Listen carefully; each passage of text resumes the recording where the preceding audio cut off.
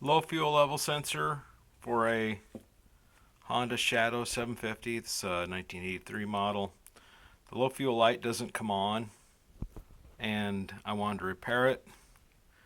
And apparently these take a 1 kilo ohm thermistor.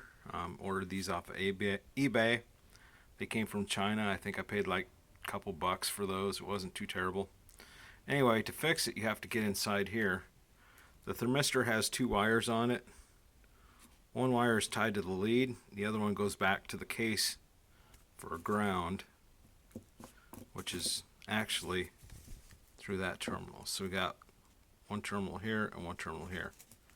So what I need to do is finish taking this apart. I ground off the brass around the edge.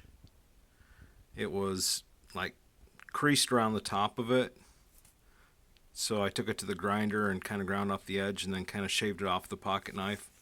And then I could get this part out of there. And you can see that it's corroded and falling apart inside.